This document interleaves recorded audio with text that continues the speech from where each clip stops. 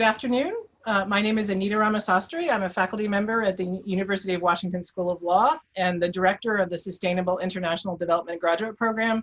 We're pleased to bring this second in a series of webinars focusing on the rule of law and human rights during the pandemic. Last week, we had the pleasure of hearing from the Washington State Attorney General, Bob Ferguson, who spoke more generally about what it's like to be the State Attorney General dealing with these issues and a variety of access to justice issues during the pandemic. That recording should be available on the law school website, but we're pleased to have a great panel here today to talk about another issue. The purpose of these webinars is really to focus on, there are a variety of requirements that our state and the federal government are putting out that are meant to protect us all as a matter of public health. These things relate to, for example, many of you are perhaps staying at home right now, staying at home, engaging in social distancing and taking other precautions to protect yourself, your friends, and your family. But these seemingly neutral laws are easier to be applied in certain contexts, and we don't always think about the different kinds of people and populations that may be differently impacted by these seemingly neutral laws. So one of the things we're trying to do with this series is really explore how the pandemic and how the regulations that we are bound to at this moment are really impacting different groups. So today we're focusing on an issue that, while it may be global in proportion, is certainly something that's also right here in our backyard. And that relates to immigrants or migrants who may be civilly detained as part of a current set of policies at the federal level. And I'm not an expert in this, so I'm going to turn it over to our great panel as they can talk about really, when we think about in particular the Northwest Detention Center, which is here in Tacoma, Washington, what are the human rights and health and safety issues and concerns that we need to think about for this particular group of folks, so of migrants, and what can be done about this, and really how are these different laws impacting them? So we're going to really hear from a group of experts and also look at what role law can play in protecting the rights of these different populations. So I'm really grateful to you all, and we'll begin. We have 4 speakers. We have Enoka Herat, who is the Police Practices and Immigration Counsel at the ACLU of Washington, and actually a UW Law alumna, so welcome, Enoka. We have Tim Warden-Hertz, who's the Directing Attorney of the Tacoma Office of the Northwest Immigrant Rights Project. We have Rebekah Fletcher, who is the Deputy Director for Legal Training and Technical Assistance at Kids in Need of Defense. We refer to that as KIND. And Rebekah, I believe you were also a faculty member affiliate at UW Law for some time, is that right? That's right. I was with the Children and Youth Advocacy Clinic. That's wonderful. And one of our current faculty members, Alejandra Gonza, who's the Executive Director and President of Global Rights Advocacy, but also an affiliate professor who teaches our ongoing Human Rights Advocacy Seminar. So we're really pleased to have all of you. And I'll begin by turning this over to Enoka, who can walk us through again, I think from her perspective, what are the current issues we're seeing and what is the ACLU concerned about with respect to the topic? Thank you, Enoka. Great. Well, thank you so much for showing up and for caring about justice during this time when we're all trying to survive a new normal. And thank you for giving me an excuse to dress up, which is different. So at the ACLU of Washington, our immigration work in the time of coronavirus falls into 3 categories I'll discuss today: immigration enforcement, detention, and federal and state relief efforts. The bottom line is that COVID-19 doesn't discriminate. It doesn't check status. It impacts all of us. And our country has the choice to protect people and to bend history towards a caring, beloved community. But instead, what we're seeing is that Trump continues to use his power to harm people and risk lives. And we cannot allow the federal government to undermine our nation's response to this pandemic by further attacking immigrants and communities of color. So starting with enforcement, we want people to get tested and to get care and to work in essential fields and to go to the grocery stores to feed their families. ICE should ensure that individuals are not afraid to do those things.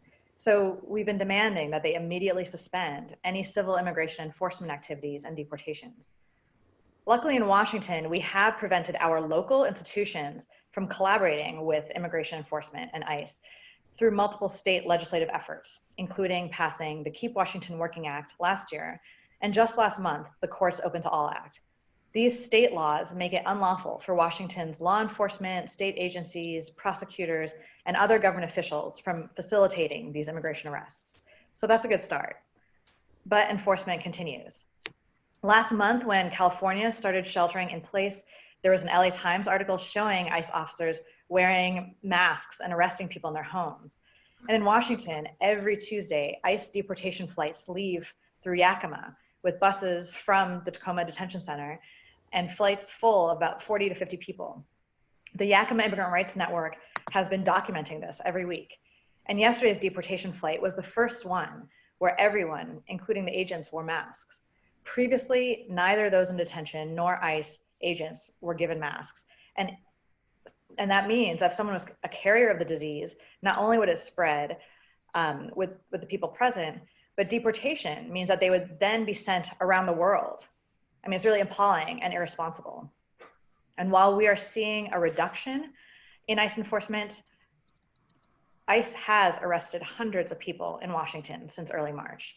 And the date of arrests also show that this enforcement has largely occurred over the weekends when people are at home or close to home, doing exactly what we should all be doing right now. And that's very concerning to us. This enforcement is non-essential and it must stop. Moreover, when ICE or Customs and Border Protection, CBP, when they arrest people, what happens to them? Most are placed in immigration detention. The biggest facility in this region is the Northwest Detention Center, which they have sort of renamed as a Northwest Immigrant Processing Center in Tacoma, Washington. For shorthand, we call it NWDC. And as a reminder, immigration detention is civil, it's not criminal, it is not punishment for a crime. The reason people are detained is so that they show up for immigration court. That's the government's interest in immigration detention. But they have other options for ensuring that people go to court. So another place of advocacy is urging ICE and CBP to release all people in their custody. These agents lack the expertise, the equipment, and training necessary to prepare for and address a COVID-19 outbreak. Without a cure, without a vaccine, our only defense against this virus is social distancing, and that is impossible to do in a detention setting. So we sued. The ACLU worked with the Northwest Immigrant Rights Project, NIRP, to sue ICE and GEO, who run the NWDC. Tim, who is also on this panel, and I were a part of that work, and he will cover that in more depth. But it's important to note that people are also being held for ICE in local county jails. ICE enters into intergovernmental service agreements, or IGSAs, with local jails so that they can detain people after arresting them throughout the state before transporting them to the Tacoma facility. The state legislation I mentioned earlier, the Keep Washington Working Act, requires that these contracts terminate in 2021, but that's not soon enough. So the ACLU of Washington has been working with Columbia Legal Services, the Spokane Immigrant Rights Coalition, and others across the state to call on local county jails to suspend or terminate contracts with ICE early to reduce the overall jail populations and exposure risks for people in jails and for the staff who are working there and living in the community. In Cowlitz County, for example, ICE has a contract with the County Juvenile Detention Center to detain immigrant youth. There are only 2 contracts like this across the country. Typically, youth are held in non-detention settings like group homes and are under the Office of Refugee Resettlement, which another panelist, Rebekah, will be discussing. But Cowlitz County, they did the right thing when it came to the people under their jurisdiction. They actually released all of the juveniles under their authority. So all of the youth who were detained there for violating Washington law, all of them are released. But the 3 juveniles being held under the ICE contract remain. And immigrant youth deserve these protective measures as well. Access to safety during this global pandemic should not depend on where you were born. So the ACLU, in coalition with partner organizations, sent an action alert to activists across the state, generating over 1,700 email messages to ICE, urging them to #FreeTheCowlitz3. We worked with the Washington Immigrant Solidarity Network to do another action to put pressure on local Cowlitz County officials to terminate the IGSA contract with ICE early. And while ICE may not care about community pressure, these actions have garnered press attention, and we are hoping that Cowlitz County will once again do the right thing and end the contract with ICE. The third area of advocacy during the pandemic is calling for the state to compensate for the failures of the federal government and support immigrants and their families. It's important to remember that immigrants in Washington are essential workers and are essential to our communities. And yet, simply because of their status, they were cut out of federal provisions to ensure COVID-19 testing and healthcare, as well as all 4 economic relief packages, undermining our collective safety and economic future. Paid work has long been the sole lifeline for undocumented families who have always been excluded from federal safety net programs. So we worked with our partners in the immigrant rights movement, faith communities, labor, and others who have been inundated with calls for support from immigrant communities across the state. Private funds have been established, and if you can, I encourage you to donate, but the need is overwhelming. And while our state has filled some of the gaps to provide undocumented people with access to health coverage for testing and care and limited cash assistance, we are calling for the state to set up funds for undocumented people in order to cover housing and food and other essential needs. And this goes to the very survival of the immigrants and their families in our state. And we are working to protect the privacy of undocumented persons so that their information can't later be used for immigration enforcement for simply doing the things we all need to be doing to survive. So when Trump pivots to xenophobia and racism to distract from his administration's failure to protect us and keep our country safe and healthy, and with his rhetoric, from calling this the Chinese virus to threatening a complete ban on immigration, he is trying to scapegoat immigrants for the health and economic crisis we're in. So we're going to continue to remain vigilant and continue pushing our federal government and our state to commit to supporting all Washingtonians, regardless of status. Thank you. Thank you very much, Enoka. And we'll turn to Tim in just a second, but I should note to all of you that are listening and participating that you'll see on your screen and there's a Q&A button so that we will have a good chunk of time for question and answer. So feel free to start populating that with your questions now, and we'll make sure that we have time for them. So thank you. So Tim, over to you. Great, thank you. So I'm going to try to talk a little bit more about the Northwest Detention Center, what's going on there, and also about the lawsuit that we brought with the ACLU. So our office in Tacoma works with folks who are detained. We used to be going in to the detention center every day to meet with clients and to give information to those who don't have lawyers.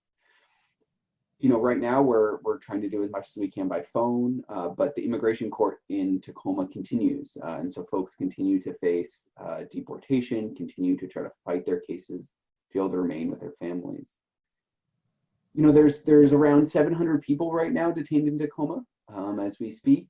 That number is around what it was at the end of the year due to the administration policies down at the border. Many fewer people are being able to enter the United States to seek protection from the dangers they face, and so fewer folks have been brought up from the southern border to the Northwest Detention Center.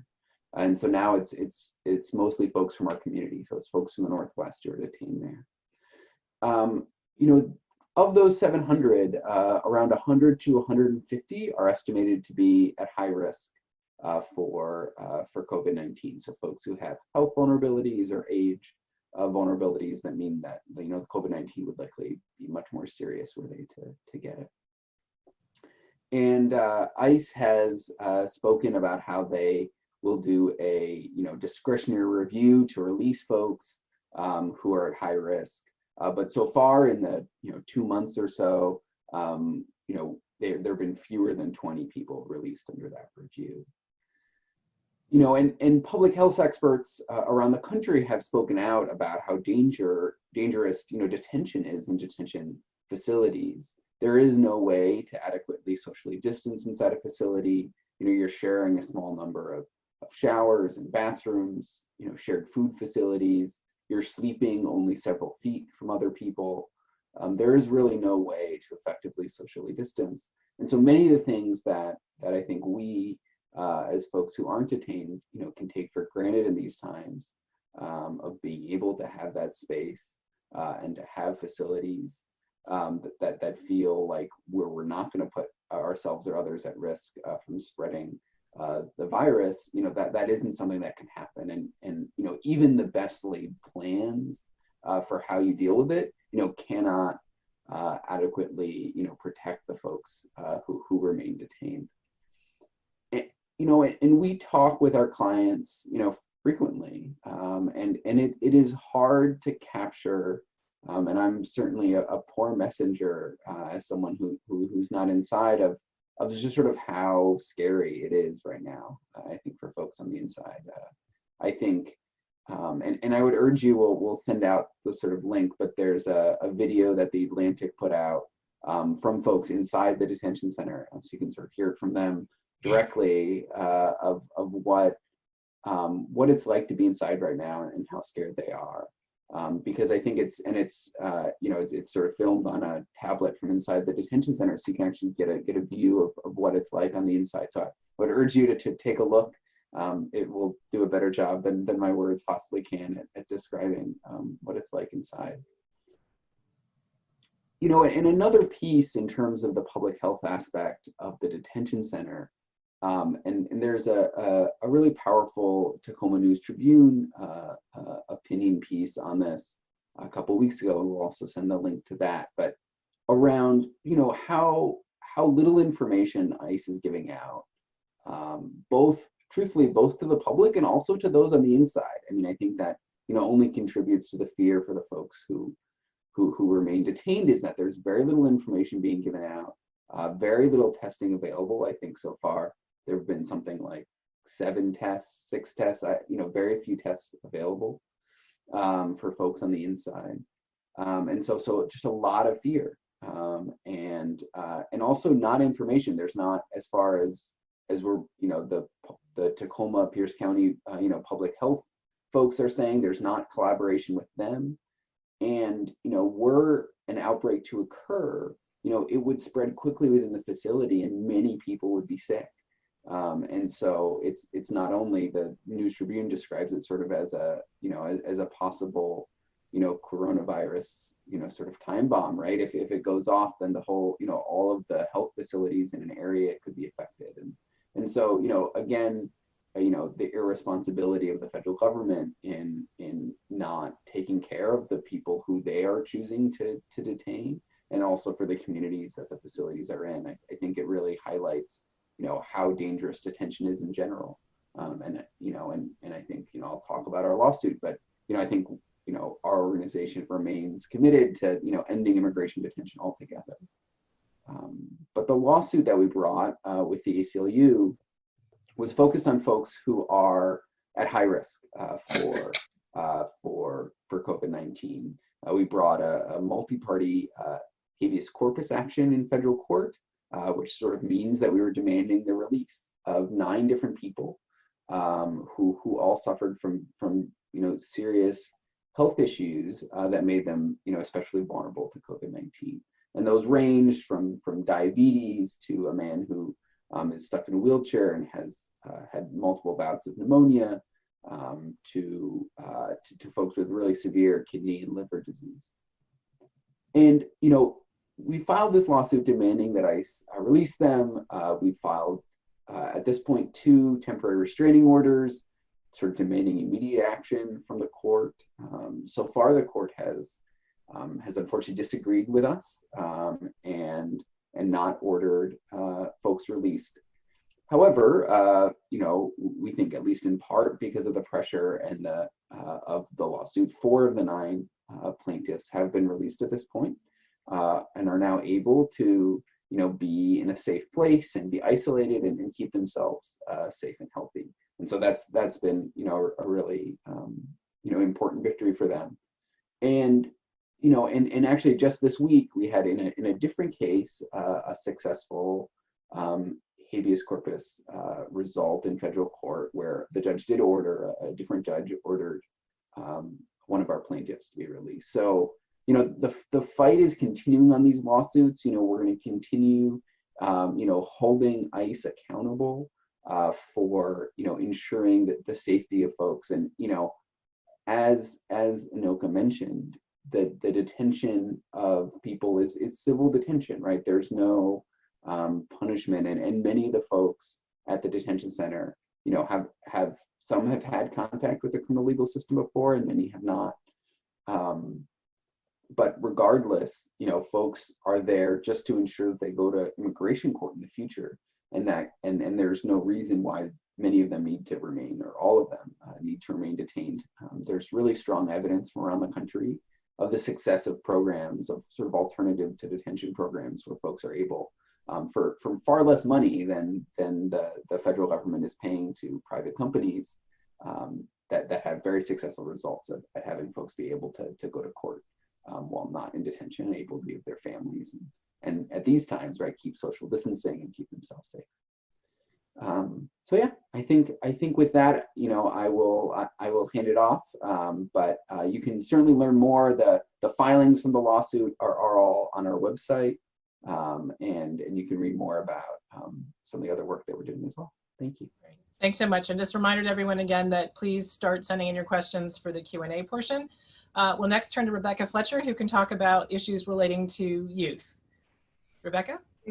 Thank you. And thank you, Anita, for coordinating this panel, and to my fellow panelists for that lead-in.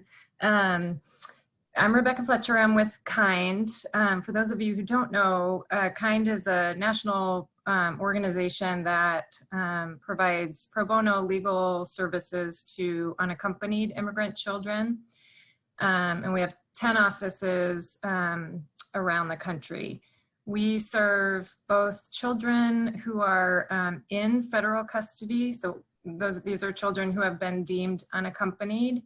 And under the law, children who are, or immigrant children who are determined to be unaccompanied when they're apprehended by immigration authorities are to be referred to the Office of Refugee Resettlement, which is the federal agency which provides custody and care for such children as they go through the immigration process.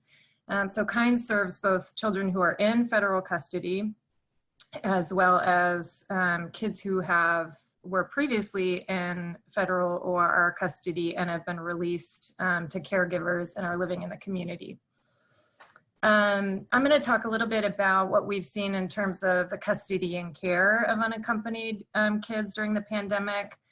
I'm also going to talk a little bit about what we've seen in the processing of their cases, as well as what's happening at the border with unaccompanied children in particular. So there's a 1990s settlement agreement called the Flores Settlement Agreement that governs the custody and care of unaccompanied children. And really, ORR care, federal custody for unaccompanied children, is supposed to be short-term. Kids have a right to be released promptly to a caregiver, a family member or a non-family member caregiver, and reside in the community if there is somebody who's able to care for them. If they're not able to be released, they're to be held in the least restrictive setting. Earlier on in the pandemic, we did see that there were delays with the release of some children. It was, somewhat of on a case-by-case basis, and also kind of region by region. There were some blanket holds on releases to certain jurisdictions. And there was also a lack of transparency and clear policy on the part of ORR in terms of the impact of the pandemic and their internal practices and policies on children's releases. So Flores Class Council, who litigate the Flores Settlement Agreement and ensure that the government adheres to the Flores Settlement Agreement, filed in federal court for a preliminary injunction to ensure that ORR, is continuing to make efforts to promptly release children, and also requesting, heightened monitoring during this time of the conditions of care. And last Friday, the court issued an order that does, call for heightened monitoring of ORR during this time.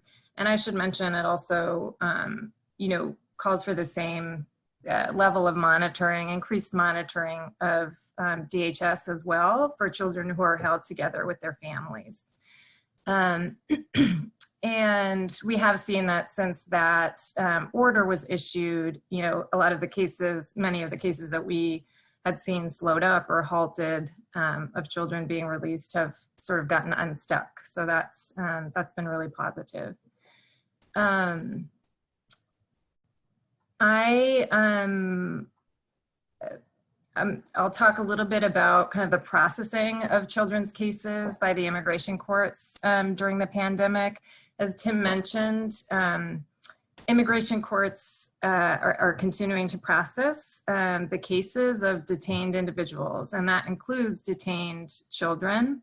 So whereas they've suspended cases of non-detained individuals or postponed them, they have continued to hold hearings for detained individuals, including unaccompanied children. Not only that, but the EOIR, the immigration court system, recently instituted or reinvigorated a policy requiring that the cases of unaccompanied children who are in government custody be completed very quickly within a period of 2 months. So this case completion requirement of sort of accelerating detained children's cases through the immigration court system has continued and sort of is gaining momentum during this time as well. Although KIND and other legal service providers, provide legal services to children while they're in custody, including Know Your Rights presentations and court assistance for their court hearings and court processes. Those services are generally being provided remotely now. And so the combination of court hearings continuing for detained children with kind of the obstacles or additional hurdles of they're gaining access to representation and access to in-person meetings with their legal representatives is really pretty catastrophic for a lot of children's cases.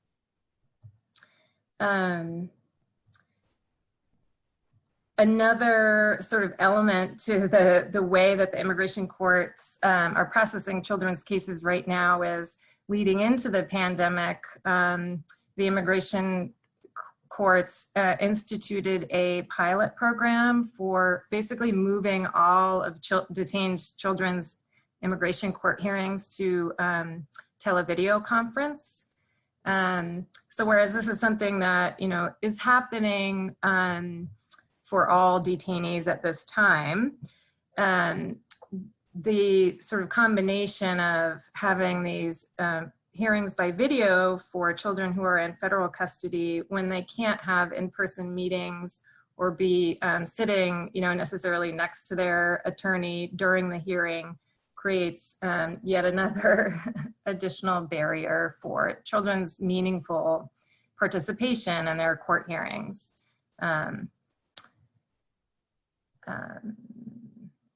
Okay, and then, I think that many of you may be aware or have read about the turnbacks at the border.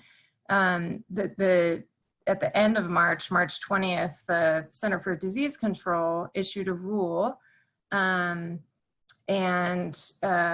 in conjunction with DHS issuing a rule to prevent entries or allow for expulsions at the southern border of people, justified as to prevent the spread of COVID-19.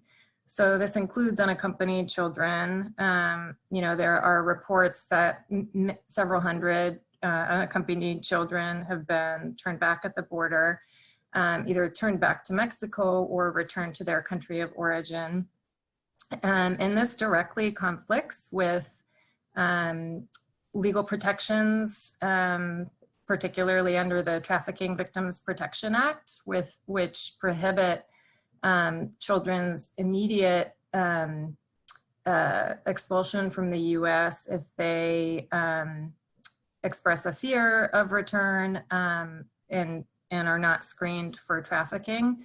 Those children are supposed to be referred for placement with the Office of Refugee Resettlement and placed into full immigration proceedings so that they can present their claim for legal protection if they qualify.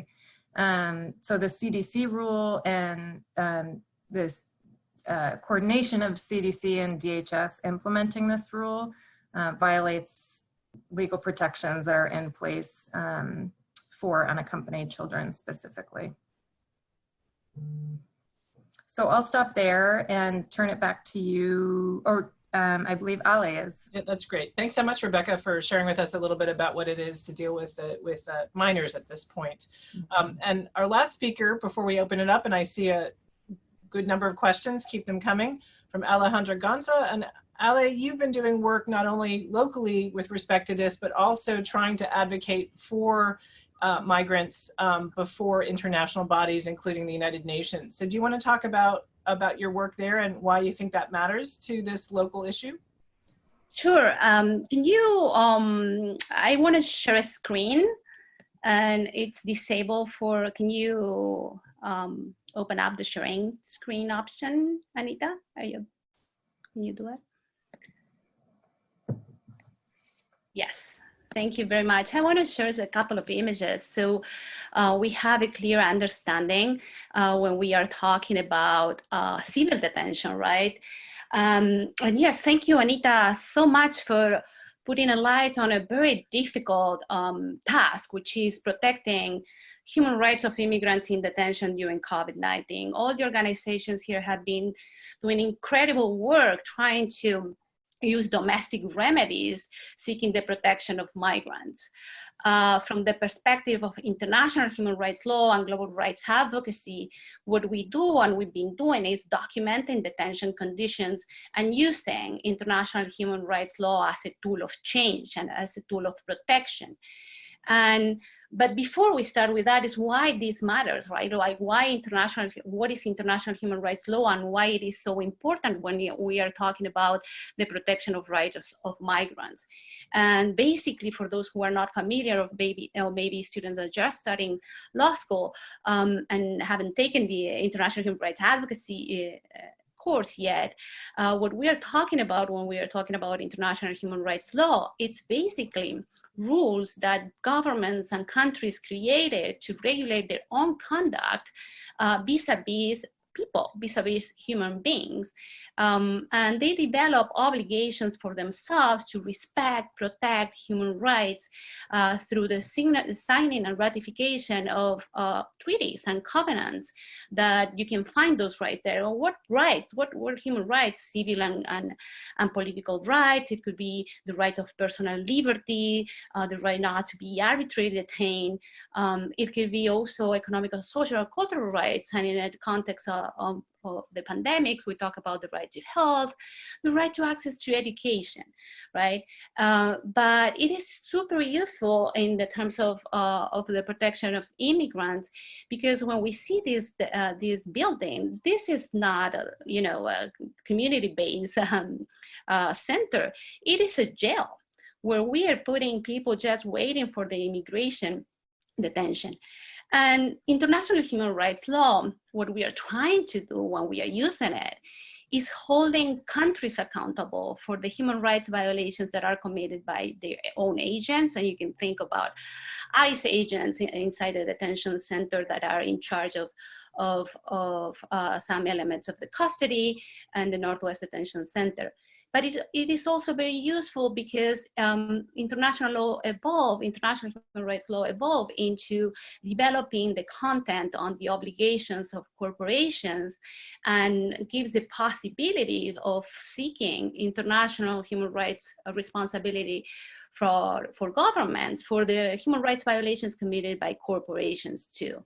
And we have a set of rules that are extremely important to fill that content and also put lights on GEO to respect the human rights of immigrants under the And Ellie, just to remind people again, right, GEO is the company that has the contract, right, to operate this facility in Tacoma, is that right?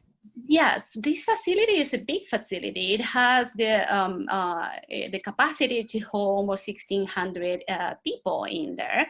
And it is run and owned by GEO Corporation. And so it is privately run. And almost 70% of immigration detention facilities are run by these corporations. So what we've been documented is basically profiting over human dignity in these places, right? And prior to COVID-19, We were worried about healthcare, the lack of healthcare. We were worried about the lack of adequate nutrition and hygiene and everything. And that was before. And we witnessed also hunger strikes and different things.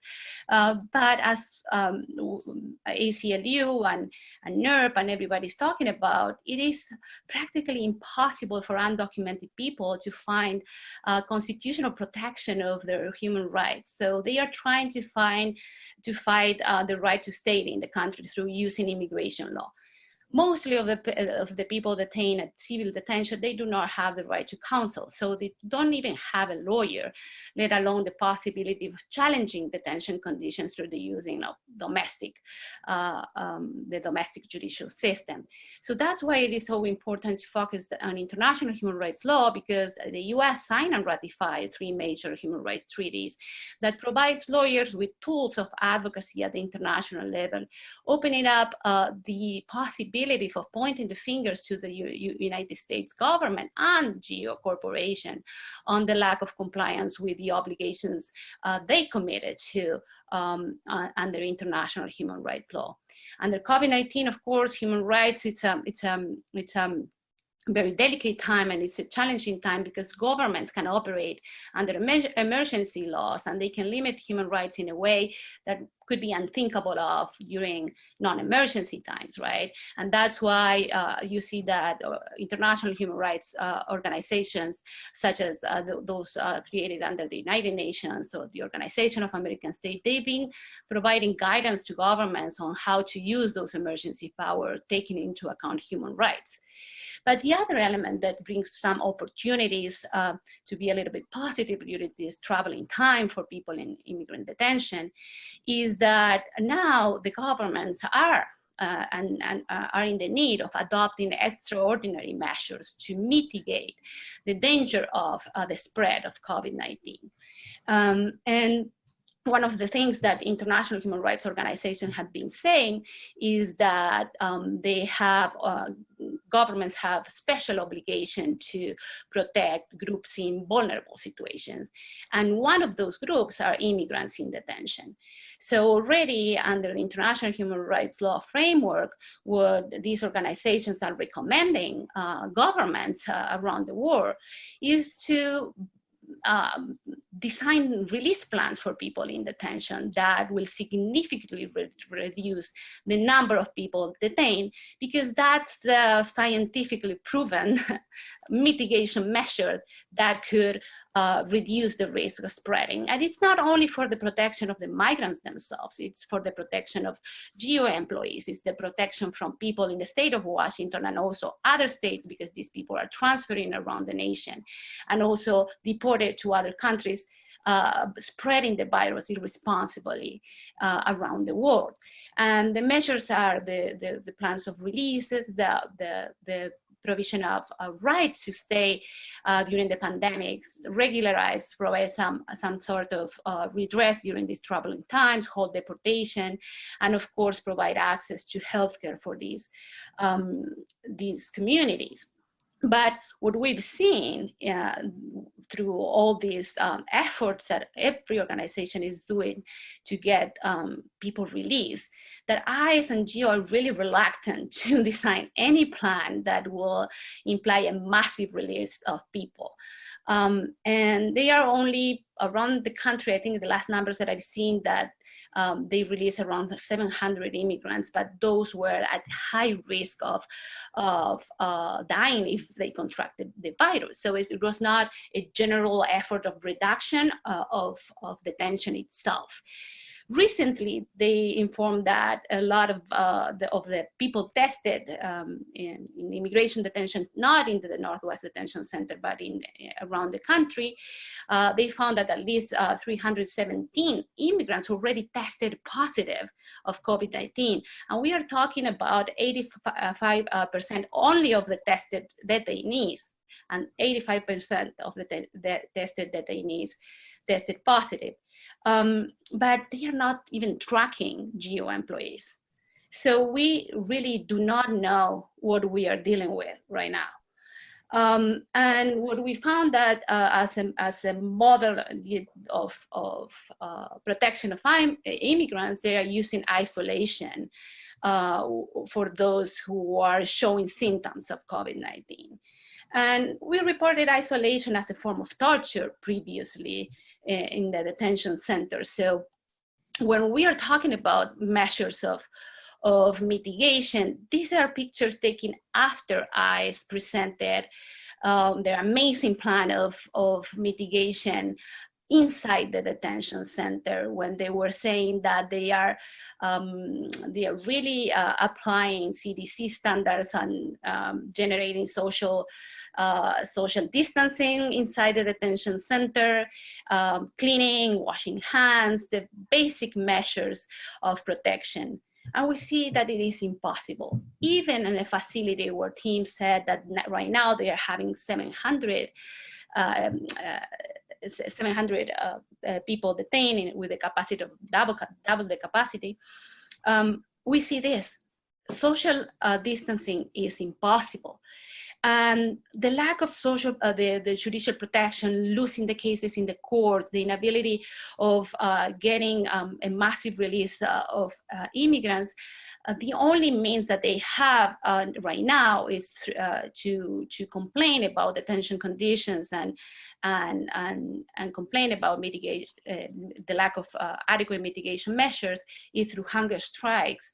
And doing this, you can see, I don't know if it's if you can see correctly, but this is a picture of what they've done at the Northwest Detention Center to ask for help, showing that they are not being social distanced. This is the patio, very small backyard that they do have to have 1 hour of natural light per day.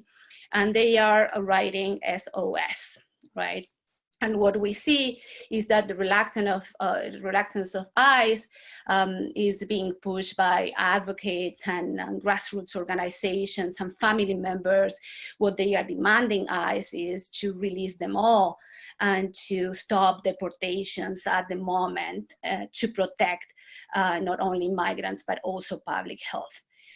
What we did, considering the lack of protection, sometimes even the exhaustion of domestic remedies to protect the right to health in the times of COVID-19, is that we use international law and the tools available for cases coming out of the United States to create more awareness and build international pressure, bring the international pressure into the domestic pressure, because we know that pressure works. We know that even if we don't win the domestic litigation, we have some people being released because of the pressure advocates are putting on ICE and GEO. And so what we did is we used one of the tools that we have. The US signed and ratified several treaties, 3 of them, but also is part of the Human Rights Council. It's not part of the Human Rights Council anymore, but it's part of the United Nations human rights system. And the United Nations human rights system created special procedures. It has a weird name, but they are experts, and sometimes individual experts or a panel of experts that are independent. And they have the mandate to report and advise governments on human rights. And the urgent appeal is a tool that when we are in a moment that we are able to document risk, like the ones that the immigrants are right now, all of them at the detention center, they can act, they can react. And the way the United Nations special procedures react is through sending diplomatic letters to the US government, reminding the US government on the obligations that these human rights treaties are bringing along to them, but also issuing some recommendations on what they should do to protect immigrants in detention. One thing that it's really new on these United Nations special procedures is that they are not only sending letters to the US government, but they also sending letters directly to the corporations that are denounced to be violating human rights. And I think that's an incredible way of pressuring corporations into coming to the table with more responsibility on what they are doing regarding mitigation on COVID-19 on the detention center.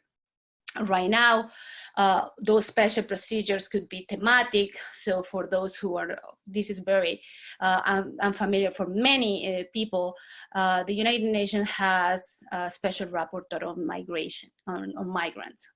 They have a special rapporteur on torture. They have a special rapporteur on the right to health. And they have UN working groups that are a panel of experts on arbitrary detention and on business and human rights. Those were the special procedures that we reached out to, and we were able to get an amazing reaction, a public reaction first, that is documented in a press release coming out of the United Nations, calling the United States and specifically bringing attention on the human rights violations at the Northwest Processing Center, and giving very specific recommendations to the US government. Release all migrants that, you know, they are held for processing and you know, at the detention center, but they already consider that being detained is a high risk element in this situation.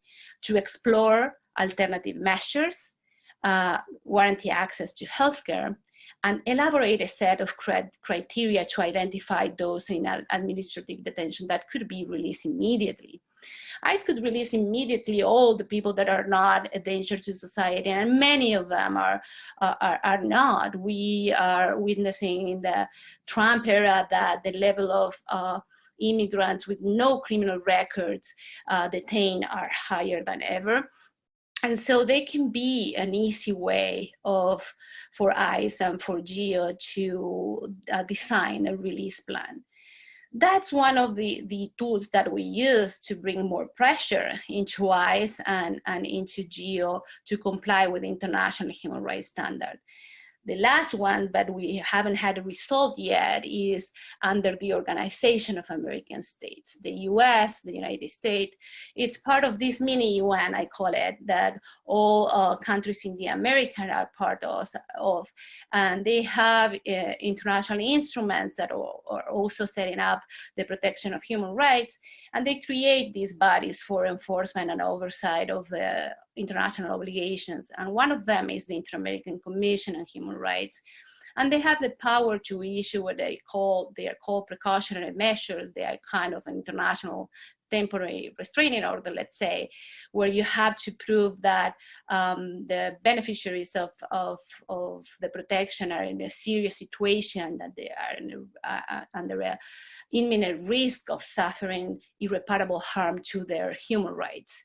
The possible outcome of this is, of course, a contradictory process with the United States, when they will have the opportunity to respond and present information through diplomatic levels about what they are doing to mitigate the risk of spreading of COVID-19 at the detention centers. And they could order similar, we're seeking them to order similar recommendations that the United Nations special rapporteurs and special procedures already did. This is complementary. International human rights law and the enforcement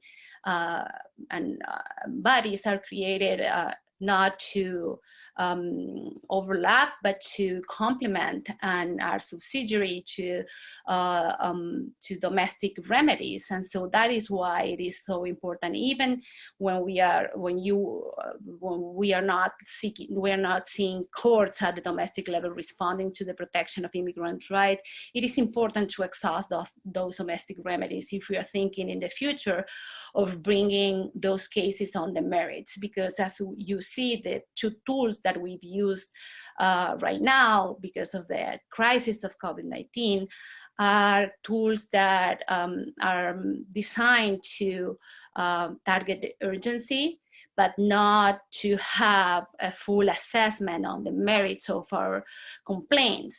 Let's say it's not designed to make an international human rights assessment on the arbitrary detention of everybody in the detention center.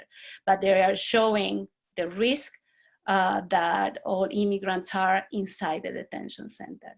And I will leave it there so we have time for questions.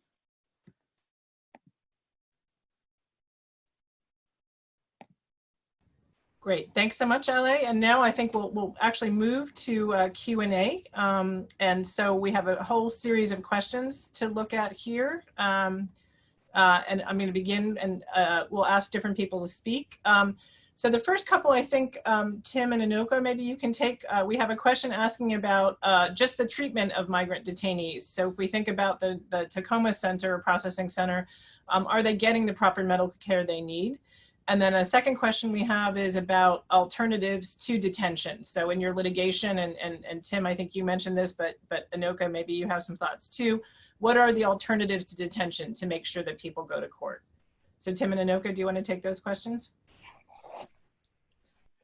Sure, I can try to start. I think in terms of medical care, and I think Ali also has some good information about the medical care. I mean, I think there's been, certainly plenty of documentation, and I know the clinic at UW has actually done a really nice job of documenting a lot of it. And we hear regularly from our clients about them not getting the care that they need.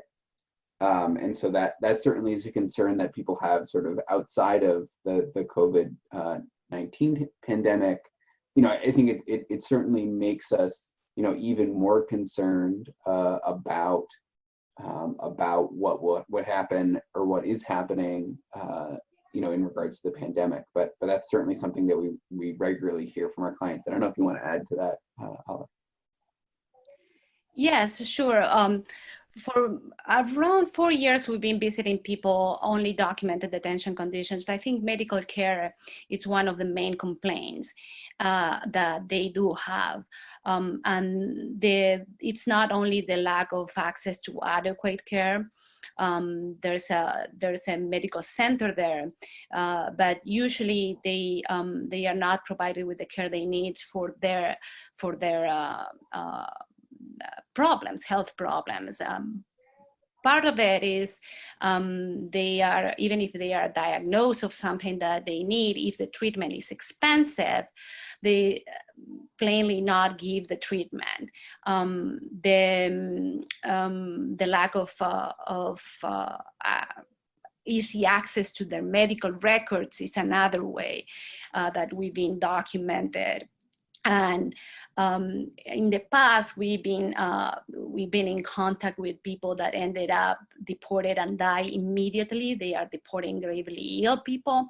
But also we've witnessed a person that was under medical care and ended up committing suicide. And it is under investigation whether that death under the custody of ICE happened actually as a suicide or what happened there. So yes, medical care is one of the problems, and other than all those effective problems, the basic idea that they cannot complain about that without having retaliation for complaining is another problem.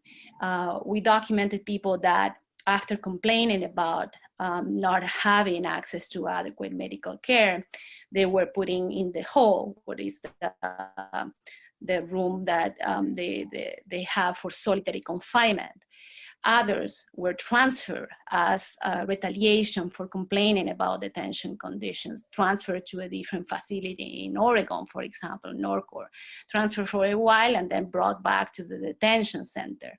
The grievance mechanism to complain about healthcare is pretty weak, and usually they do not have the result of getting the care that they want. We also documented cases that when people— Ali, I'm gonna we have a lot of questions, so I'm gonna just ask, and Enoka, I don't know if you want to talk about the issues of alternatives in terms of to detention. Actually, I think Tim would be would be better on that. Okay. Yeah, I can just jump in real quick. I'll put in a link to sort of an article about it that can go into much more detail than I can right now. But you know, there have been a number of studies over the years of alternatives to detention that include sort of community-based resources, where for far less money than the cost of detention, that's again going in Washington State, goes to GEO, a private company that makes a lot of money off of it, but that instead supports folks with resources, with case management, and the sort of results are you know, pretty amazing, with, you know, 95, 98, 97% attendance rates in immigration court. There's also, you know, really powerful studies around the difference that having representation makes. So folks who are represented show up to court almost all the time, and folks without, it's lower. And in detention, you know, the representation rates are very low. So, you know, folks in detention, something around 10 to 15% have representation, so very few. And so again, another sort of all of these illustrations for why immigration detention is not, you know, is not the answer, right? And there's far both more affordable and more humane answers that give people the chance to be safe and with their families while still going through the immigration court process. Thanks. Enoka, anything you want to add to that? No, just the one thing I'd add about the medical facilities is that the NWDC is very reliant on the local medical system in Tacoma and Pierce County. And so even when there are potential patients with COVID-19, they rely on those resources. So just a question, and Enoka, maybe you can answer this, or to any of you. We have a question about the role of municipalities and local government. So to the extent that you have local governments that are making decisions relating to public health and safety at this time, is there any way in which they could impact or make a decision about the detention center? Or is this something where the federal law trumps everything? You know, that's just something that we've been doing a lot of advocacy around, both at the state level and at the local level. So, and actually Governor Inslee and his office sent a letter to the Northwest Detention Center sort of demanding information about testing, about what procedures are in place in case there is an outbreak, and about what measures are being taken. And NWDC just refused to, ICE and GEO just refused to answer. And that you can even see in the editorial from the Tacoma News Tribune, that concern from local authorities, you know, because there's so little information coming from the detention center. But because it is a federal entity, having local audits of it or state audits of it from our healthcare agencies, that has not been happening. There was just a state law passed actually to start investigating whether we can have our Department of Health go in to do sort of healthcare audits and other sort of accountability. Great. So again, these are really just playing out in real time then in terms of these issues of local versus national power. Mm-hmm. A general question again, and Enoka, I'll start with you, and then again, maybe ask others to come in on this. But we have a series of questions. You know, each of you touched upon the fact that the facilities aren't really equipped to do adequate testing, adequate social distancing, right? That this is really just a very poor environment to deal with this crisis. So do you fear that that there is a great magnitude already in terms of the problem, right? So are we already dealing with something that is going to be a public health crisis for these individuals and for the greater localities? And what does this mean for a second wave? Sort of looking ahead, given where we are now, what do you think? Sure, you know, it's very similar to all the different cruise ships, you know, and the other sort of situations where people are in these congregate scenarios. And, you know, what really is necessary is testing. And so far we know that at the NWDC, while there are about 700 people there, less than 10 people have been tested. And so we just don't know. And, you know, if there is currently a spread that's happening there are measures that our public health system has to quarantine people who haven't yet contracted it. But those, especially when the NWDC is not being a cooperative partner with local and state healthcare facilities, you know, it's incredibly problematic, and it feels so political and not actually based on caring for the community. Rebekah, I'm going to shift to you. We have a couple of different questions here. One is about alternatives in terms of advocacy strategy besides litigation to deal with the issues of children or youth that are being detained now. So are there other things that can be done to try to affect a different result? Yeah, I mean, we do have a policy team that does a lot of advocacy, you know, on the Hill around a lot of these issues. And you can see sort of the state of our advocacy, which generally aligns with a lot of other legal service providers or advocates around the country on children's issues in particular. A lot of information on our website about that.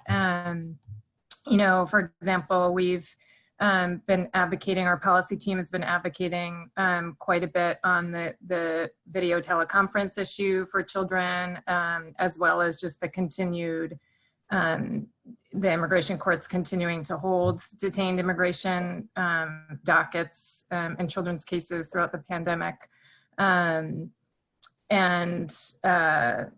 Yeah, and then sort of on an individual level too, there's various ways for attorneys and non-attorneys to, we have a robust pro bono program.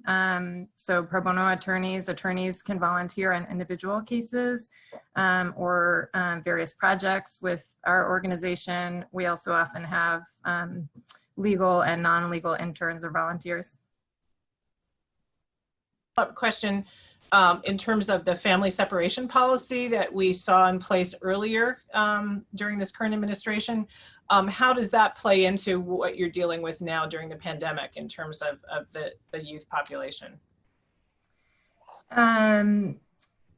Well, I don't necessarily, I mean, the sort of the state of the family separation issue and litigation is a little bit separate, and there hasn't been a lot of overlapping issues with the pandemic in particular. There are, you know, a number of, in the context of that litigation, the class of separated families was expanded from the initial class. So it ended up including another, you know, 1,500 families that were separated before the formal policy was announced. So there are ongoing efforts at this time to locate a number of families that were separated that ended up being late added to the class. A lot of parents that were deported without their children, whose children, you know, remain with caregivers or family members in the United States. So there are ongoing efforts with the steering committee in that litigation to locate those families. I will also just say that kind of a separate iteration of policies that result in family separation is the Remain in Mexico, or the Migrant Protection Protocols program, in which families who present themselves at the border to seek asylum are forced to remain in Mexico while they await their hearings. What we have seen is that many families that were placed into the MPP program included children who ended up in a situation where they needed to return to the United States to seek protection, either because their parents disappeared or they were threatened or experienced violence while remaining in Mexico. So it has resulted in hundreds of children re-entering the US or attempting to re-enter the US unaccompanied without their family members. So we see that policy as resulting in sort of a new wave of family separation. And we've worked with a lot of those children whose families members remain in Mexico under that program, who are now in federal custody unaccompanied and separated from their families. Thanks. Now, Ali, several kind of similar questions back to you. And I should also disclose that when Ali mentioned these special procedures and rapporteurs, I am one of the members of the UN Working Group on Business and Human Rights that did join in the urgent appeal that Ali referenced. So it's interesting. But Ali, just questions about, again, given some of the reluctance to embrace international institutions by the US at this time, what effect do these different international measures have, right, in terms of the people who you're hoping to help, right? That they're just a general question about, can they really be effective at this moment in time? And just to read one of them, which is someone says, it is good to see UN mechanisms responding to the situation, and the panelists have felt encouraged by that. But given that the US has little interest in the views of international mechanisms on how US administers justice, do such statements help or harm? So Ali, your reaction? Yes, thank you. Well, I think they help. And the reason they help is, one is that even when we are dealing with an administration that is reluctant to engage, the US is responding to some of these urgent appeals and letters of allegations. Some of the issues that were raised before about immigration, some of them were answered. In past administration, they have an answer rate that was higher, but we are not seeing a complete non-answering of the letters of allegation, and that it is an important element. The second is that what we want with this is increasing the pressure, and a diplomatic letter from the UN creates that pressure. And we are not only using it at international level, but we try to domesticate those international responses and working with localities. We send that to all the members of Congress right now working on bills on trying to get people released through congressional action and things like that. And it provides an independent assessment. It's not Alejandra Gonza anymore saying that the human rights violations that are occurring, are independent experts making an assessment on that. And that is not achievable in the United States locally, right, using domestic law. So it's a very important tool, but it does not work magic by itself, and we need to use it in our efforts to advocate. It is an extremely powerful tool, and we also see changes through when we get any of the cases. None of the cases that I work and achieve amazing results were done without having an international human rights assessment. So I think at this point, it is helping. Great, thanks. Well, I see that we're almost out of time. Just to round out, and I'll ask each of the speakers if they want to have just a concluding remark, is just to thank everyone for helping us. This is a complicated and ongoing issue, and we hope that for many of you, it's just shone a light on an issue that is really important and critical. And I thank all of our experts for all of the work they're doing, and also for being willing to share their experiences and the experiences of their clients and the people they're trying to help with us.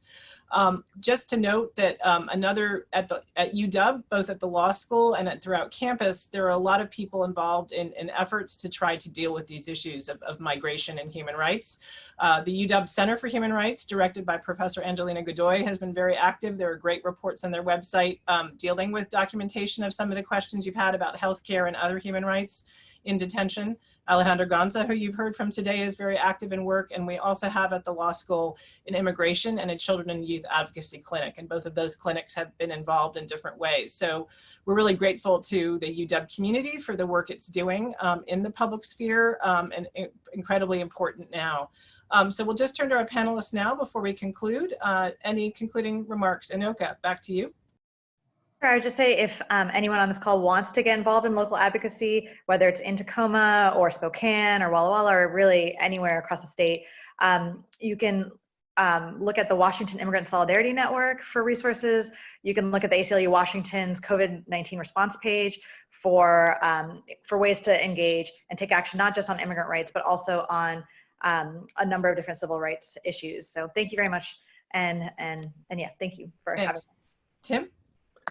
Great, yeah, no, I will echo. I think the Washington Immigrant Solidarity Network is a great organization to loop in and find out more about these issues and to dig deeper and to sort of learn about the issue across the state. I know we had a couple of questions about Eastern Washington, and they do a great job of reaching out across the state.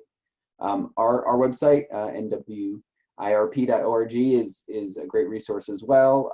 You can sign up for a newsletter. We have different action alerts and different ways to learn more and get involved. So, thank you for listening and for being here to try to learn more. It is such an important issue, and it's happening, just right here in Tacoma, right? And so really appreciate UW hosting this, and thank you so much. Rebekah? Thank you.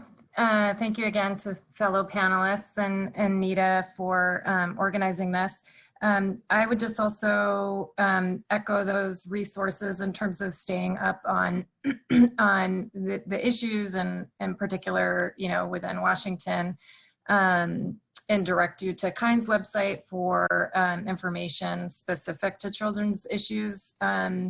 We're pretty good about updating our efforts and what's going on with respect to unaccompanied children. I didn't mention this earlier, but within the Office of Refugee Resettlement, Washington does have several facilities that are contracted by ORR that house unaccompanied children here, all in Western Washington. So I think that's important for people to be aware of. They kind of operate under the radar, but yeah, thank you so much, Anita. Thank you, Rebekah. Ale? Yes, thank you everybody for sharing their experiences, and it's time to end mass incarceration of immigrants and end criminalization of immigration. And you can do a lot, and pressuring ICE, pressuring the governor to use emergency powers to protect undocumented immigrants is key. And the resources Enoka share with you will give you how to do it in one click too. Use the United Nations decision as a powerful advocacy tool to convince those who have the power to change the reality right now. Thank you. Great, thank you all so much. And we'll conclude for today. The UW Law Library has a wonderful resource page, and we will continue to put resources from our panelists today there. There's another webinar through a class that the UW Law is teaching on law in the time of COVID-19 tomorrow that's going to look at issues of prison populations and the concern of COVID-19 there. You've heard about mass detention generally. And another colleague of ours who's also an immigration law specialist, Professor Angelica Chazaro, will also be speaking then. So this is great. If you're interested, tune into that. And next week, we'll continue with the rule of law topics on May 4th.